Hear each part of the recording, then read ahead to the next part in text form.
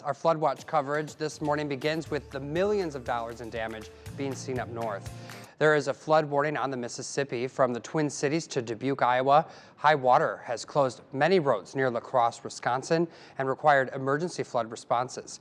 The Mississippi River there is at 15.9 feet. It's expected to crest today at 16 feet. This spring flood is the third highest flood level on record for La Crosse. Now looking ahead as the National Weather Service maintains its forecasted 21.6 feet crest in our area expected by the end of the weekend. The Mississippi River is about 2 feet shy of that crest in the Quad Cities right now. Water has crept up past the river banks, of course, and covered River Drive from Division Street to Federal. And the HESCO barriers are doing their job holding the flood from creeping even further into downtown. The National Weather Service is expecting the river to continue to rise about 6 inches a day, and then will begin the long and slow recession back into its banks. We expect the Rock Island gauge to crest somewhere near that 21.6 foot mark, and we expect that on the early morning of May 1st.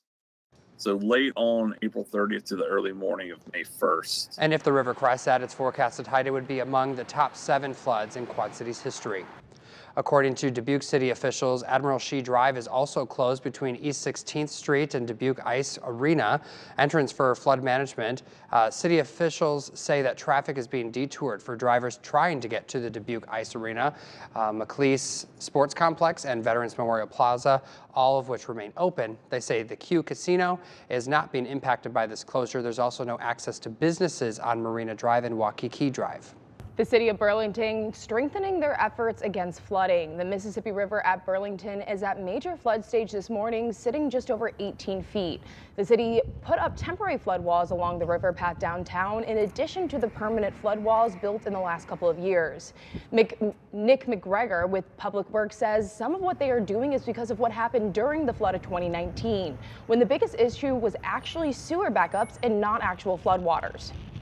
The flood wall here that we have is a game changer in what we have to do. It cuts down on labor and materials and the amount of time that you have to spend preparing.